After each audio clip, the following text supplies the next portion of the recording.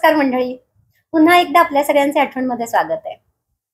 आज मी बावधनमध्ये आली आहे आणि बावधनमध्ये सौ उर्मिला श्रीकांत भालेराव यांच्या घरी आली आहे. तर आजचा हा कार्यक्रम खूप वेगळा आणि उत्कृष्ट आहे, कारण संगीतात तुम्हा सगळ्यांना रस आहेच. विविध वाद्य वाजवणं हे एका महिलेचं काम असू शकतं असं बऱ्याच वेळेला आपल्याला वाटत नाही. पण आज तुम्हाला विविध वाद्य ऐकायला मिळणार आहेत. ते प्रत्येक वाद्याची ओळख करून देणार आहेत आणि त्या या वाद्यांकडे कशा वळाल्या किंवा त्यांची काय छोटीशी स्टोरी आहे, हे आपण या सगळ्या आजच्या कार्यक्रमात ऐकणार आहोत. तर तुम्हाला जर नक्कीच वादनात आवड असेल तर आजचा कार्यक्रम मिस करू नका. उर्मिला मॅडम नमस्कार. नमस्कार. आणि मॅडम मला तुमच्याविषयी ना जाणून घ्यायला आवडेल, कारण मी घरी आले तर त्यावेळेला तुम्ही रियाज करत होतात आणि मला फार आवडलं तुमचा रियाज बघून. म्हणजे असं वाटलं की अरे मला एकतरी वाद्य आलं पाहिजे असलं. म्हणजे काय म्हणतो आपण त्याला, एक उत्सुकता नाही का. तर खरंच वाद्य ओढतात. तर तुम्ही कृपा करून आम्हाला तुमचं थोडंसं जर्नी सांगाल की वाद्यांकडे कसा वळलात तुम्ही? नक्कीच नक्कीच.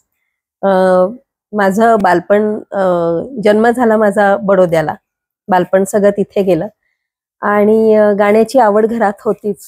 आईलाही होती. आई छान उत्तम भजनं म्हणायची आणि वडील पण गाणी म्हणजे ऐकायला खूप आवडायची त्यांना. हिंदी गाणी घरात लागलेली असायची. गुजराती भाषेत माझं शिक्षण झालं, त्यामुळे मराठी भाषेचा तेवढा बोलण्याचा गंध होता पण गाण्यांचा तेवढा नव्हता. आई जी काही भजनं म्हणायची तेवढीच ऐकलेली असायची आणि आवाज छान होता. त्यामुळे माझ्या शाळेत जे आम्हाला शिकवायला, संगीत शिकवायला राठोड सर होते. तर 5वीत असताना त्यांनी आम्हाला एक गाणं शिकवलं होतं, मारी नाजूक नानी नैया. शिवरंजनी रागातलं ते गाणं होतं. तर त्यांनी शिकवलं आणि त्यांनी सहज विचारलं की कोणी म्हणून दाखवेल का म्हणून.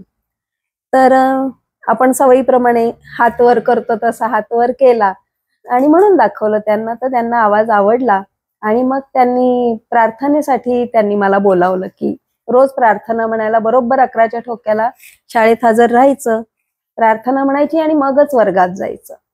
तर ते मला 5वी ते 10वीत तो चान्स मला मिळाला होता. आणि बडोदा म्हटलं की तिथे फॅकल्टी ऑफ फाईन आर्ट्स आहे. तर तिथे म्युझिक कॉलेज म्हणजे म्युझिकचा सगळा जो हे आहे एरिया, तर ते आमच्या अगदी शाळेच्या समोर होतं. तर तेव्हा ते माझ्या मागे लागले होते की आवाज छान आहे तर तू क्लासिकल का नाही शिकत. खरं तर 10 रुपयेच फी होती हो. पण वडिलांची एक मानसिकता अशी होती की आपल्याकडे शास्त्रीय संगीत नाही शिकत. मग म्हटलं डान्स तरी शिकावा, पण त्यालाही ते नाही म्हणाले. मग SY.BCom मध्ये असताना मात्र मी ऍडमिशन घेतली आणि तिथून माझा संगीताचा प्रवास सुरू झाला. अरे वा. म्हणजे तुमची जेव्हा तुम्ही सांगता स्टोरी, थोडक्यात असं झालं की कधीतरी तुम्ही बालपणी मॅनिफेस्ट केलं होतं त्याला आणि पुढे जाऊन ते प्रत्यक्षात उतरलं म्हणाला. हो, त्यालाही खूप वेळ लागला. पण म्हणजे मी लग्न होऊन जेव्हा लोणावळ्याला सासरी आले त्याच्यानंतर 14 वर्ष मध्ये गेली. 14 वर्षाची गॅप गेली मध्ये. मग चिंचवडला मी जेव्हा शिफ्ट झाले मुलांच्या शिक्षणाच्या निमित्ताने, तेव्हा ही सगळी वाद्य माझ्या हातात आली आणि मी या प्रवासाकडे वळले. हळूहळू मी सांगीनच तो प्रवास तुम्हाला.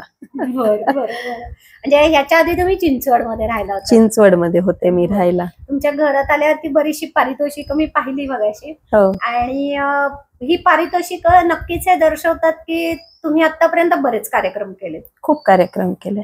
तर काही कार्यक्रमांविषयी सांगाल की जो तुमच्या स्मरणात राहिलाय किंवा तुम्हाला करायला परत आवडेल? नक्कीच. कार्यक्रम मी जेवढे केले त्याच्यात गीत रामायणापासून माझी सुरुवात झाली. खरं तर म्हणजे हा जो माझा प्रवास सुरू झाला त्याच्या पाठीमागे ज्यांचा आशीर्वादाचा हात होता ते हेरंब चिंचणीकर काका. त्यांनी मला खरं तर या क्षेत्रात घेतलं. म्हणजे त्याची आठवण थोडक्यात अशी आहे की लोणावळ्याला ज्येष्ठ नागरिक संघात आमचा गाण्याचा कार्यक्रम माझा आणि माझ्या जावेचा त्यांनी ठेवला होता. तिथे पण बघा कसं असतं की तबला पेटी दोन्ही पाहिजे, दोन्ही बरोबर तुम्हाला प्रॅक्टिस पाहिजे. पण कुठेतरी पेमेंट करायला आपल्याकडे तेवढे पैसे नसतात, कारण आपल्याला तेवढं समोरून मानधन मिळणार नसतं. तर रियाज करायचा, प्रॅक्टिस करायची तर तबला पेटी शिवाय करायला पाहिजे. पण ते काका इतके छान होते ना की ते रोज प्रॅक्टिसला यायचे. मी पेटीची प्रॅक्टिस देतो, सुरांची प्रॅक्टिस मी देतो, पण तबल्यासाठी म्हणून मग काहीतरी माझ्या हाताला जी खंजरी वगैरे, मी तेव्हा भजनी मंडळात जात होते, जे येईल ते आपण मी तेव्हा त्याच्यावर साथ देत असे जावेच्या गाण्यांना. तेव्हा ते म्हणाले की उमा तुझ्या हातात, मला घरी उमा म्हणतात सगळे, तर उमा तुझ्या हातात ताल आहे, तर तू तालवाद्य वाजवायला का शिकत नाहीस. आणि मग हळूहळू ते मला गीतरामायणाच्या कार्यक्रमांना, सुगम संगीताच्या कार्यक्रमांना असं ते मला बोलवायला लागले. मी त्यांना नेहमी म्हणायचे, काका मला गाणं शिकायचंय, मला हे नाही शिकायचं, वाद्य नाही शिकायची. तर ते मला म्हणाले, एक दिवस तू माझं नाव काढशील, कारण ही वाद्य वाजवणारी लोक खूप कमी आहेत, ज्याला आपण साईड रिदम म्हणतो. गाण्याच्या मध्ये मध्ये तबल्याच्या बरोबरीने जाणारी जी छोटी छोटी वाद्य आहेत, म्हणजे आज टाळांमध्ये जर आपण म्हटलं तर टाकळकरांचं नाव, माऊली टाकळकरांचं नाव खूप मोठं आहे. तसं ती जी छोटी छोटी वाद्य आहेत, पण ती गाण्याला जी खुमारी आणतात ना, त्याच्यासाठी हे तू शिक आणि मग तुला कार्यक्रम मिळतील, असं त्यांनी मला सांगितलं. मग मात्र मी ह्या क्षेत्राकडे वळले. मला हा प्रवासच रंजक वाटतं तुमचा, आणि रंजकता जरा जास्तच वाटते, कारण तिथे मी बघताना बरीचशी वाद्य बघते आणि त्या वाद्यांकडे बघून असं वाटतच नाही की हे वाद्य असेल. म्हणजे काही ज्याला त्यातलं ज्ञान नाही, काही लोकांना असं वाटेल की अरे हे काय ठेवलंय. म्हणजे मलाही आल्या आल्या पहिल्यांदा तुम्ही ते वाजवत होता त्यामुळे मला ही कल्पना होती की ही वाद्य आहेत, पण अनेक प्रेक्षक असे आहेत की त्यांना त्या वाद्यांविषयी थोडी सुद्धा इतकिंचितही कल्पना नाहीये. तर नक्कीच तुम्ही वाद्यांबद्दल माहिती आणि त्याविषयी थोडंफार सांगू शकाल किंवा काही झलक म्हणून प्रेक्षकांना दाखवू शकाल? नक्कीच दाखवणार, नक्कीच. एक एक वाद्य मी तुम्हाला सांगेन बरं. आणि ती त्या गाण्यांमध्ये त्याचा उपयोग कसा केला जातो तसं तसं मी दाखवू शकेन तुम्हाला. मला असं विचारायचंय की तुमचा प्रवास म्हणजे वादनाचा आणि साहजिक एक प्रपंच असतो, एक महिला आहात, तर घर आणि हे वाद्यांचा समतोल कसा गाठलात तुम्ही? घरच्यांची साथ. आणि नक्कीच आपण एरवी म्हणतो की पुरुषाच्या यशाच्या मागे स्त्री असते, पण इथे उलट आहे, स्त्रीच्या यशामागे एक पुरुष आहे. नाही, ते तर नक्कीच मान्य करायला लागेल, कारण आल्या आल्या आम्ही पाहिलं की आमचं स्वागत सरांनी केलं आणि अगदी नाश्त्यापासून सगळं त्यांनी म्हणजे स्वहातानं सगळं केलेलं पाहिलं. म्हणजे नक्कीच दाद देण्यासारखी ही गोष्ट आहे. आणि मुलांची पण साथ आहे, कारण मुलं लहान होती तेव्हा. 2006 सालापासून मी या क्षेत्रात आहे. मुलं खूप लहान होती, पण कधीच कुरकुर नाही केली त्यांनी, कारण मला दौऱ्यावर पण जावं लागायचं नाही, दिवसभर घरी नसायची मी. मुलांची तेवढीच साथ आहे आणि सरांची तेवढीच साथ आहे. तर ही जरी साथ असेल तरी एक महिला म्हणून अनेक गोष्टी असतात, म्हणजे तसं सोपं नाहीये. कारण तुम्ही जेव्हा कार्यक्रम करता तेव्हा काही वेळेला वेळेचेही प्रॉब्लेम्स असतात, तर ते वेळ हे सगळ्या गोष्टी कसं सांभाळलं तुम्ही? नाही, ते नियोजन केलं, कारण हे माझं चालू असताना माझं विशारदचं संगीताचं शिक्षण पण सुरू होतं. त्यामुळे माझी अक्षरशः त्रिस्थळी यात्रा होती. आणि हे या दोन्ही गोष्टी मी खरोखरच मुलांमुळे आणि यांच्यामुळे मी साध्य केलेल्या आहेत. सासू सासऱ्यांची पण साथ होती त्याच्या पाठीमागे, पण हे दोन्ही मी सायमल्टेनियसली करत होते. म्हणजे सगळ्यांची साथ असल्याशिवाय यशाच्या शिखरावर जाता येत नाही म्हणतात ते बरोबर आहे. आणि खरी गोष्ट आहे, कारण यशाकडे एकच मनुष्य दिसतो पण त्याच्या पाठचे सगळे हात दिसत नाही. तुमच्या स्मरणात राहिलेला कुठला कार्यक्रम किंवा कुठली एखादी अशी इन्सिडेंट की जो तुम्हाला प्रेक्षकांना सांगावं असं वाटेल? असे बरेच कार्यक्रम आहेत, म्हणजे जवळजवळ सगळ्या कार्यक्रमांना मला दाद मिळतेच, पण विशेष दाद मला तेव्हा मिळते की एकतर हा जेव्हा मी डफ वाजवते तेव्हा दाद मिळत असते, आणि दुसरी गोष्ट म्हणजे पायात टाळ आणि हातात चिपळ्या अशा दोन्ही गोष्टी जेव्हा मी एकत्र वाजवते अरे वा, तेव्हा त्या माझ्या वादनाला उत्तम प्रतिसाद मिळतो लोकांकडून. वा वा वा वा, ऐकूनच मला खूपच छान वाटलं हं. की पायात टाळ आणि हातात चिपळ्या. हो. वा वा, सुंदर. मला असं वाटतं की हे तर आहे दाद बद्दल, पण तुम्हाला स्वतःला आवडणारं वाद्य कुठलं? मला आवडणारं चायना ब्लॉक. China block. हा काय प्रकार आहे चायना ब्लॉक म्हणजे नेमका? चायना ब्लॉक हा लाकडाचे 3 असे हे असतात ओंडके हा. आणि त्याला मध्ये थोडीशी चीर असते, पण त्याच्यावरून तुम्ही वेगवेगळ्या गाण्यांना उत्तम साथ करू शकता. म्हणजे मी तर हे नाव सुद्धा पहिल्यांदा ऐकलं. हो. कारण चायना म्हटलं की एकदम डोक्यात चायना आठवलं मला. आणि ब्लॉक म्हटलं की लाकूड एक काहीतरी ब्लॉक सारखं असेल असं, हं. पण ते एक उत्तम प्रकारचं वाद्य आहे हे मी प्रथम नाही, हे इनोव्हेटिव्ह आहे आणि हे इनोव्हेशन स्वतः आर.डी. बर्मनांचं आहे, आर.डी. बर्मन साहेबांचं आहे. काहीच हरकत नाही. मला असं वाटतं तुमच्या वाद्यांकडे आता वळायला हरकत नाही. हो, पण एक नाव तुम्हाला सांगायचं राहिलं याच्यात की ही वाद्य ज्यांनी मला शिकवली वाजवायला ते उपेंद्र आरेकर म्हणून, ज्यांच्या बरोबर सुद्धा मी बरेचसे कार्यक्रम केलेले होते. तर ते सुद्धा माझे गुरुच आहेत ह्या क्षेत्रातले. अरे वा. आणि संगीताचं शिक्षण घेतलं मी विशारद पर्यंत सौ जयश्री लेले यांच्याकडे चिंचवडला, आणि आता पुढे अलंकारांचं मार्गदर्शन मी डॉक्टर संध्याताई काथवटे यांच्याकडे घेतले. सगळ्या तुमच्या गुरूंना मनापासून धन्यवाद. कारण एक उत्तम काय म्हणतो आपण, शिष्य घडण्यासाठी मुळात तेवढं शिक्षकांनी ओतावं लागतं आणि शिष्यानेही त्याला पात्र ठरावं लागतं. तर नक्कीच आपण तुमच्या ह्या वाद्यांच्या प्रवासाकडे वळूया. तर प्रेक्षक हो, आज तुम्हाला प्रत्येक वाद्य ऐकायला मिळेल आणि नक्कीच तुम्हाला आवडेल, मला खात्री आहे याची. तर आता ह्या वाद्यांच्या प्रवासाकडे आपण वळूयात. तत्पूर्वी एक गोष्ट मला अशी सांगायची, आठवण म्हणून मी सांगतेय की गीत रामायणाचे कार्यक्रम करायला मी सुरुवात केली आणि त्याच्यानंतर मला एक महिला वाद्यवृंद मिळाला, ज्याच्यात आम्ही अगदी सुरुवातीला 17 महिला होतो. आणि त्रिमूर्ती पुणे निर्मित रंग बरसे हा कार्यक्रम प्रतिभा इनामदार सादर करायच्या. त्यांच्या कार्यक्रमातनं मी त्यांचे 250 कार्यक्रम वाजवले. 250 कार्यक्रमांचा टप्पा आम्ही गाठवलेला होता. आणि आता आम्ही सुरसखी प्रस्तुत कजरा मोहब्बतवाला याचे जवळजवळ 55 कार्यक्रम मी वाजवलेले आहेत. आणि तो इतका सुंदर कार्यक्रम आहे, त्याला म्हणजे ज्याला आम्ही फिमेल ड्युएट्स म्हणतो, की 2 अभिनेत्रींवर चित्रित झालेली गाणी आणि 2 गायिकांनी गायलेली गाणी. तर त्याचा प्रयोग आमचा 2019 साली बहारीनला झाला. त्या आम्ही 10 महिला आहोत.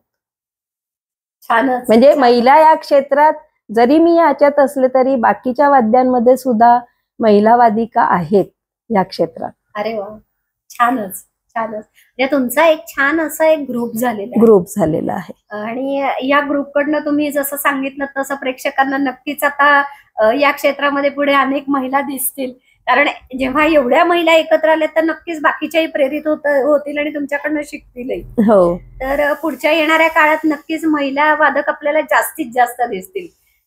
आणि त्याहून पारंपरिक मेहनतीला पर्याय नाही. म्हणजे ही जेव्हा आम्ही वाद्य शिकले आणि गाणी बसवावी लागतात ऐकून. ऐकून गाणी बसवावी लागतात. तर जेव्हा रंग बरसेचा पहिला प्रयोग होणार होता त्याच्या आधी रोज 8 दिवस आशीर्वाद मंगल कार्यालयात आमची प्रॅक्टिस चालायची आणि ती रात्री 9 वाजता असायची. तर ह्यांचा सपोर्ट कसा आहे ते सांगण्यासाठी म्हणून मी सांगते तुम्हाला. चिंचवड ते कर्जत अपडाऊन करायचं, कर्जत वरून यायचं, 8 वाजता खाली स्कूटरवर थांबायचं. मी वरून वाद्य घेऊन खाली आलेली असायचे. स्कूटरवर मला पुण्याला आणायचे, डबा बांधून घेऊन यायचे. मी ते तिथे बसून डबा खायचे आणि रात्री 12 वाजता मला परत घरी घेऊन यायचे. अशी आम्ही त्या काळात 40 गाणी बसवलेली होती. मोठी गोष्ट आहे. त्यामुळे ती एकच पठडीचा कार्यक्रम राहत नाही. त्यामुळे मी जशी जशी गरज लागली गाण्यांनुसार, जशी जशी गरज लागली तशी तशी मी वाद्य पण खरेदी करत गेले आणि ती वाद्य शिकत गेले. कर्जतवरनं चिंचवड पर्यंत येणं आणि हो. चिंचवड वरून पुन्हा पुण्यापर्यंत येणं हे खूप मोठं, मला वाटतं खूप 70-80 आणि किलोमीटर तेव्हा एवढे रस्ते झालेले नव्हते तेव्हा. रस्ते नव्हते, लाईट्स कमी होते, लाईट्स कमी होते. स्ट्रगल तर मेहनतीचं काम आहे. म्हणून मी म्हंटल ना की रियाज आणि मेहनतीला पर्याय नाही.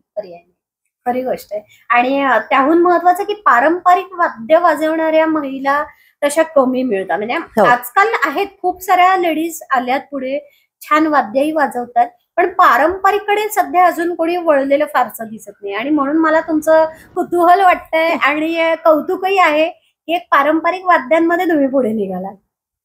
तर तुमच्या वाद्यांची आपण ओळख करून घेऊयात एक एक. हो. आणि त्याची एक झलकही द्याल तुम्ही. नक्की नक्की. तर प्रथम सुरुवात कशापासून कराल मॅडम? टाळांपासून.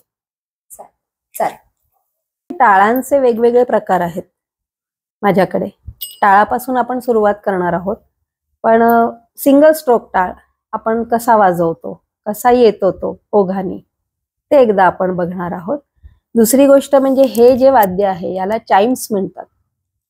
चाइम्स म्हणजे स्वरमंडल कसं असतं ना, तसं ते वाजतं.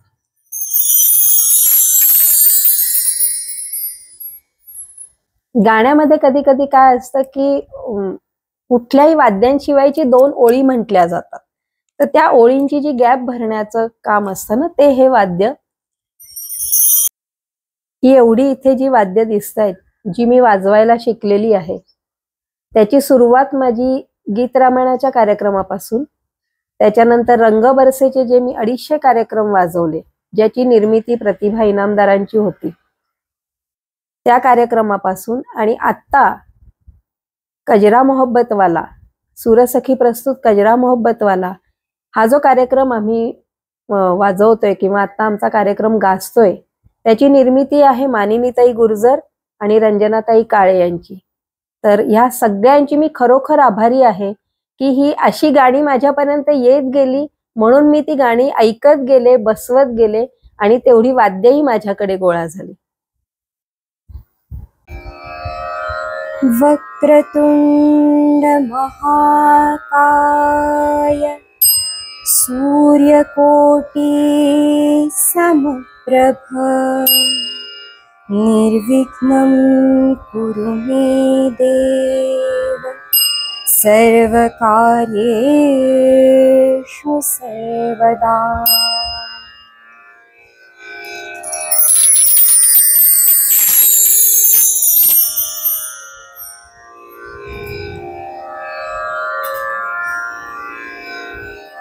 आता भजनी ठेका घेणार आहोत. जे मी तुम्हाला सांगितलं की टाळ आणि चिपळ्या दोन्ही गोष्टी मी एकत्र वाजवते, तर त्या कशा, त्या ह्या गाण्यातनं आपण बघणार आहोत.